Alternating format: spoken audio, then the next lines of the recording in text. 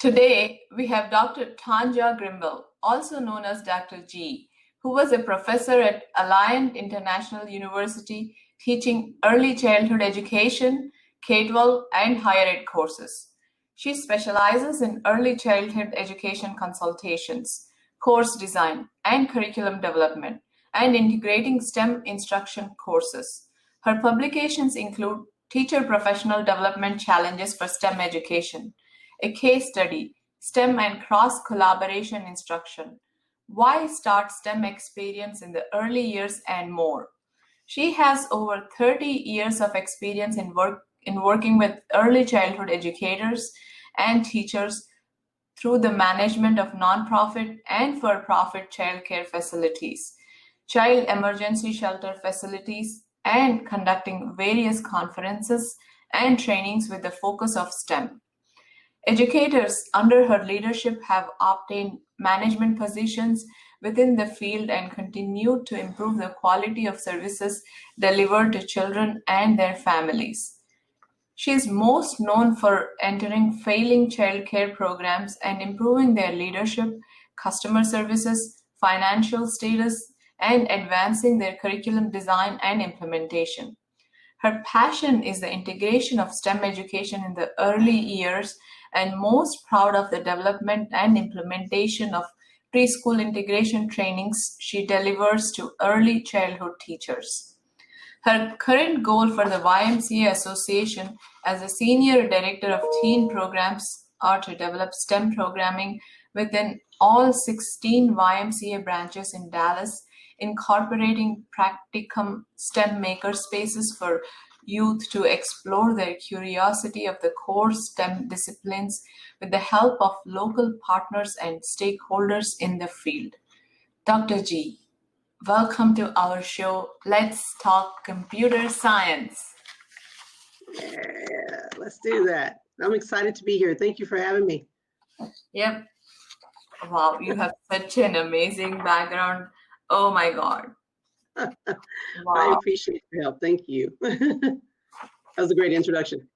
It's a lot to accomplish, and I'm sure you would have impacted so many people, so many kids' lives. Yeah, I often have them, contact me. I feel old when they contact me on Facebook and they want to be, my friend, and I hear about all their family and that they're grown. And then they've gone in certain fields that I wouldn't expect them to go into, and they were all STEM related, and that just warms my heart. Wow, that is amazing. So tell me in your own words, your story, and tell me what compelled you to want to teach higher ed courses and also take on this role at YMCA. Sure.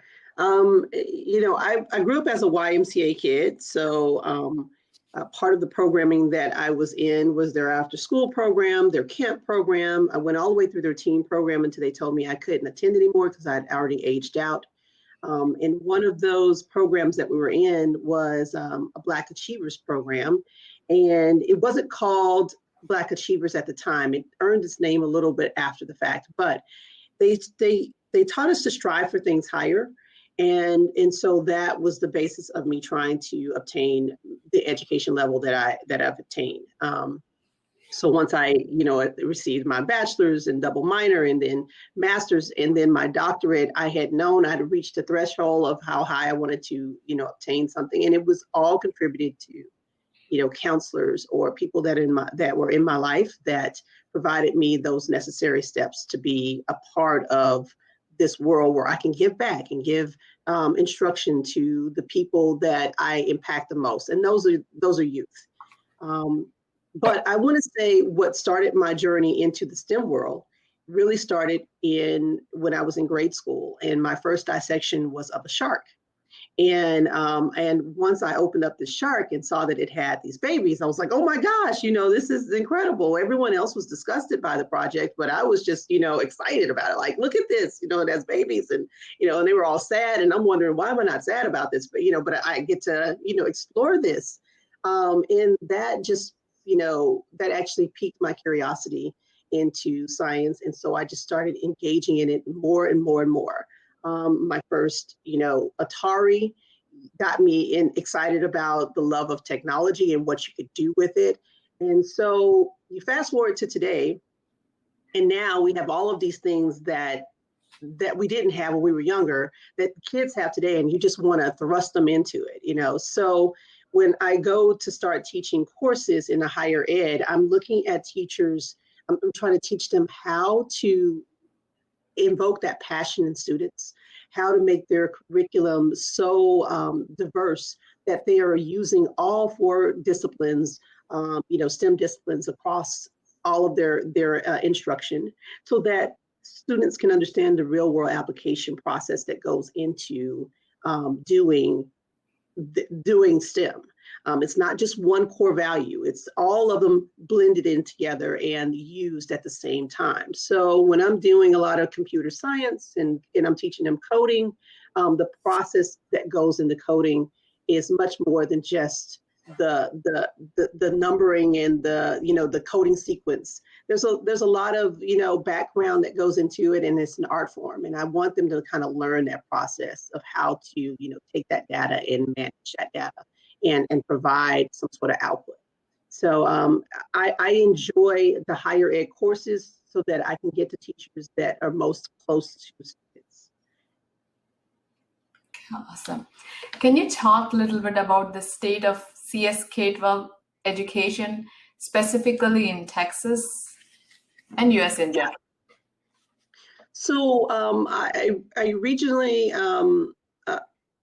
I did a case study on the professional development, concerns in STEM education for teachers. What I discovered was that there was this lack of connection across all disciplines. The science teachers weren't talking to the math teachers, and vice versa.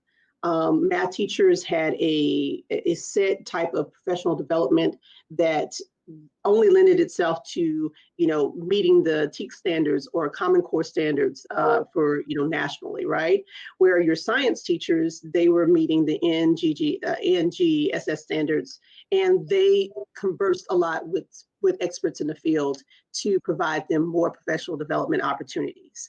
And the outcomes of both their training brought different outcomes for students. The science teachers that received more robust training when it came to working with those in the field provided more real world application instruction for students in the classroom. And they were more likely to be successful in those areas. Whereas in our math field, when they did not, they only focused on the disciplines of math, but did not incorporate that throughout the multiple parts of the discipline, and also did some instruction with science teachers. Most students tended to hate math. They tended to perform less in math. And we realized quickly that those teachers... I'm so sorry. That's all right. So this is where we do a redo. Yeah. So we realized that those teachers needed more professional development that allowed them to collaborate more with science teachers and develop a more robust instruction.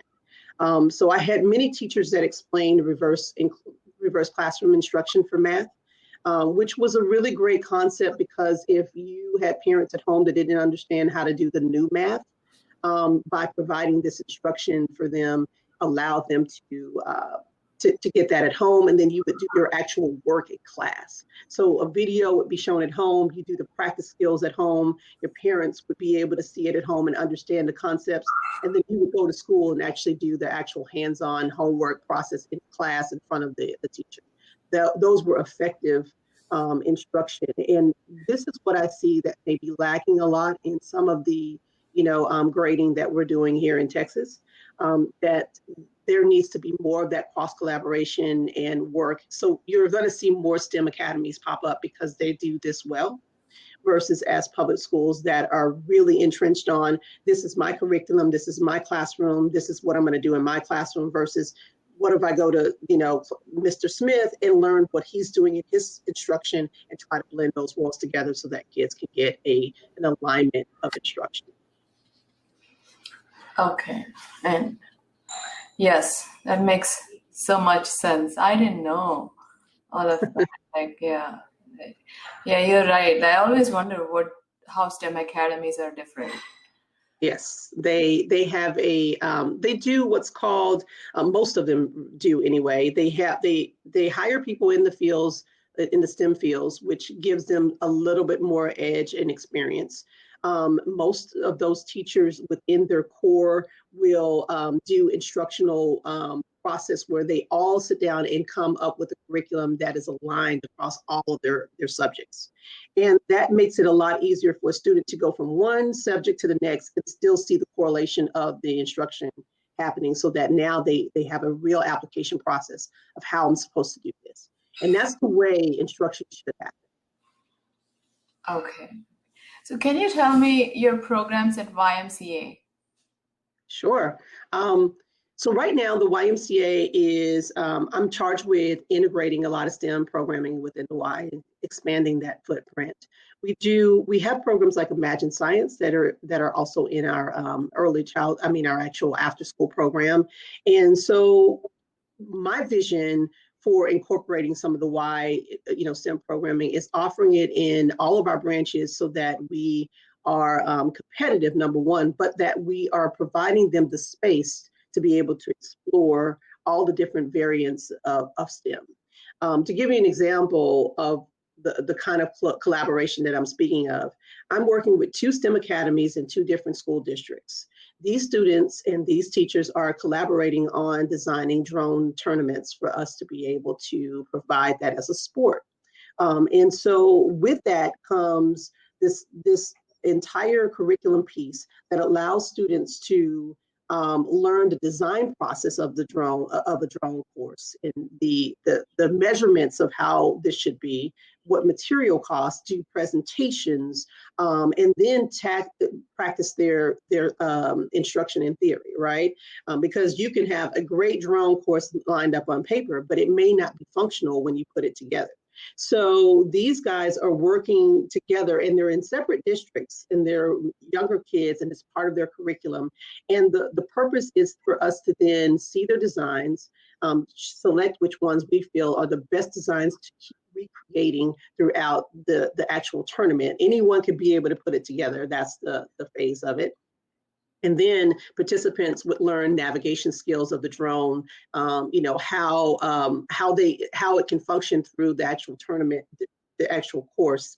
And then they would also learn the process of what drones do in the real world. You have several, experts that fly, navigation equipment for the Army. We want them to understand how it's worked in those fields.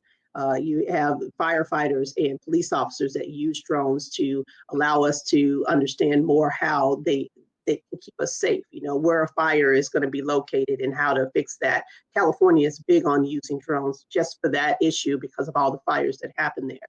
Police officers will use those drones to ensure that their police officers are safe. And these are the things, they're safe before even going into, a building. These are the things we want kids to learn about how this stuff is used in the real world so that they can be able to, apply their skill to, I may want to be a filmmaker and use drones as my way of filming the overhead shot or filming the shot that's part of the thing. Or if I'm a news crew, I want to use a drone to, learn how to see what's happening on the street with protesting. These were all things that were used this year, and students may not have even known that this was how they were capturing the shots. And so I think introducing this layer of competition to students just gives them a different feel of what it looks like to do this part of STEM, because there's so many parts. Yeah, that sounds like a really fun class, and they're learning a lot and STEM, which is very relevant, and drones are here to stay. I know they Yeah. grow. So Yes. it's very good career focused education. Yes, yes. I feel like the more we expose them to all the different levels of how you can utilize a lot of this, the more they'll get creative on other ways of using it. If you want to be a sports analysis and we're in the middle of COVID, the best way to keep your distance is to use a drone to advertise everything. You see it on the NFL all the time, So it's one of those things where you really need kids to be like, oh, I didn't realize they were using this to capture this, and you provide them examples of it, and then take them through the career path and the degree path that allows them to be able to do their goal. And that's where my higher ed comes in, to where I can try to help align them with the courses that they need going forward. Yeah. So if you have a magic wand to improve YMCA computer science or STEM education, what would you do? Oh, wow. Well, okay, a couple of things, and the magic wand, I do have it in my hand. It's just going to probably take a little longer to just kind of get those things that we want. But I created a STEM makerspace at one of our branches that would allow, students to come in and be innovative. This space was just open to several spaces within the room that was designed to have this type of robust, innovation and experience with STEM. I'd like to continue that process across a lot of our other branches, and also, ensure that homeschoolers have a place to go to actually get that STEM practical experience, because science can be expensive to the homeschooler mom or dad that's deciding to teach it, because you need a lot of materials, or you may need things that you wouldn't normally use. And sometimes you're thinking you're only going to use it one time, and then you're never going to use it again. So it's hard to know what to buy so that you can have the best investment in that. So I'm hoping that we can plant some of these maker spaces in all of our branches. Bless you. we can plant all of these maker spaces in all of our branches, so that homeschoolers and our community can just have access to it and be able to go in and get robust, science and practicum, instruction, including computer science. Coding is the way of the future.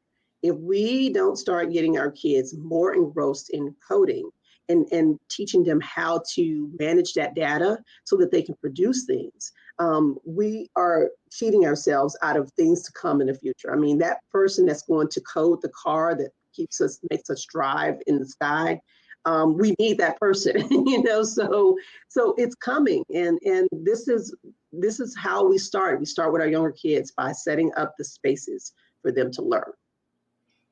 Yeah, I do remember walking into one of your makerspace, and it is awesome. You're spot on when you said, like, a homeschool parent cannot afford to have that kind of environment. It doesn't make sense for them, even if they can afford financially, to put everything, because the kid keeps growing up. So and your maker spaces for different age groups, and it has some equipment, like some professional equipment, video, and all of that stuff. So that's really cool. So how do homeschoolers, they just need to be YMCA members and then they just block time for the makerspace? Is that how it's going to work? Or any of your members? So any of our members can be able to use the makerspace, but what we're trying to do is that if you're in homeschool program and you're interested in wanting to use the space, we want to be able to also offer the instructor. So we want to set up these sessions that are offered at certain times throughout the year, and depending on where you are with physical science or health science or computer science, you can select what courses you want to attend or sessions you want to attend based on what your need is at the time. And remember, homeschoolers are at different paces than those that are at school. So providing these sessions at different times allow them to pick and choose where they want to come and what they want to do. But we want to have a professional teacher be in that zone to give them that instruction for that time frame. And that gives the break of the parent, for an hour and a half, for them to either go and do a little shopping, just to have a little bit of a break from instruction. And then we can take that part over and ensure that they're getting that practicum experience that they could be missing because they don't have all the materials. Yeah. Yep, that makes sense. Yep. So can you talk a little bit more about specifically the computer science programs at YMCA? Yes. So we are introducing a lot of coding that we're trying to put in place for our robotics program, even our drone program. So Once we have the drones, the students will learn how to program them to do certain tasks. So that's part of that. We also have a lot of computer classes in general that's just going to teach a lot of JavaScript and help them learn the ways of VR. I think that's the wave of the future as far as virtual reality goes. I really want them to kind of get a grasp on that process. The actual coding for certain things comes in all forms, but engineering is one of the biggest areas that we're getting into. So we have a first Lego Leagues over in Oak Cliff, and they are scheduled to start their sessions in January. They would meet social distancing, obviously, and really it's about them coding their robot to do certain functions and meeting those standards that are put together for the Lego League. So this is a start of where we're starting, but we have so much more that we want to add as we start to get the funding, which is important. And then also the instruction and even some of those field experts like yourself that can come in and actually provide, some of that instruction. So at YMCA, do you offer these programs like specifically what age group? So the age groups that we are currently working with are middle schoolers and up. So we started middle school and up for like the drone program. The first Lego Leagues, it really depends on the team. So there is a first Lego League that's for younger kids, and then there's a middle school and then high school. So we have the program that we're currently doing is for middle school students. And so that's a bigger robot, a bigger, engineering project and tasks that they have to fill, right? But it really depends on the location. So each location, each Y has its own demographics that we cater to. And based off of that determines what age programs that we're doing for that area. So I know that the summer is coming and we have a lot of after school programs. And so we like to work in contingent with those after school programs to ensure that we're giving them robust STEM instruction as well. Okay. So this is a fun question. If you had an extra $5 million of budget to spend on any improvement that you wanted your team or your organization with no questions asked, how would you spend it and why? Oh, wow. Okay, so those maker spaces with top-notch material would be at every location for sure, right? And then I would spend the time on professional development of a very robust team. I think the team, the team that you put together for something like this, they would work in tandem so that every branch is experiencing the same, if not some parts of the same, because you have to take into consideration every branch is different. So I would also invest in professional development heavy, only because we already know that that's a lack for even teachers in the school district. So we can't skim on that if we're doing it in our programming for our communities. The technology, the other technology that I would try to utilize more is, I know that they hate FaceTime and Skype and Zoom, that sort of thing. However, we've learned that we can communicate with other countries that are doing certain things. And I'd like to have a country feature that comes in where we are communicating with other schools and other STEM schools in other countries to learn more about what they're doing so that we can have this kind of collaborative project that we do across the world. At least one project across the world with a new country and a new group of kids that they can engage with and do something that's for their community, for kids in general, and they could work together on that and showcase it. I think that's important to show that type of collaboration. And if this pandemic hadn't shared anything, is that collaboration can happen across the world, if it can stretch its legs and be able to do that. I mean, heck, I even want to talk to some people up in NASA and talk to them about, hey, tell us what's going on there, Skype our kids, tell them what's happening up there. The star, the Christmas star, the Star of Bethlehem was just recently, a couple of nights ago. This would have been a great project for NASA to show kids while they were up there in space. So it's about taking those advantages and using those funds to to have us stretch our legs a little bit more and do some really great, cause projects for STEM. Yeah, that sounds like a really cool. I mean, if I would have had those kind of experiences as a kid, yeah, that would be really amazing. I would know what I want to do, Yeah. which is expected these days. Yeah. We've been talking about it for a long time. So, what is the final message that you want to send to our community? Don't be scared of STEM. Okay. STEM is just for, core development, science, technology, engineering, and math. When they stand alone, they're very innocent. But when you put them together, they can be very powerful, but they're not fearful. And I need parents to be more engaged in the STEM world, get more awareness of what STEM is so that they can invest in it the same way they would invest in T-ball or the soccer or basketball, the stuff that we put into music and all those things. Don't be afraid of STEM. You're doing it every day, whether you realize it or not. It's something that you can turn on the TV and realize someone programmed this TV to turn on to the station that I want to see and the show that I want to see most.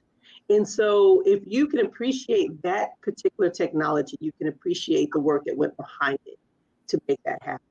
And don't be afraid to explore that. And I think if we can kind of get adults to not be afraid, now kids will want to go off and do it and be more, opted to just step out on faith and say, hey, I want to learn how to do this project. I want to learn how to code. I want to learn how to, engineer. What is software engineering? They get to ask the questions that we don't want to ask because that means we have to go and research it. Don't do that. Don't sell your kids short and don't sell yourself short. So that's what I would say to the community or any parent, any educator that's listening, that don't be afraid of STEM. It is not going away. It will stay here for a very long time and it's only going to evolve. So we either jump in and get excited with it or it leaves us behind. And so that's really my message. Yep, I like that. STEM is powerful, not fearful. I love that. Thank you. Yes. Yep. Thank you so much, Dr. G. I thoroughly had fun talking to you and I'm super impressed learning about your background. Thank you so much for being on our show. Oh, thank you so much for having me and you have a wonderful holiday.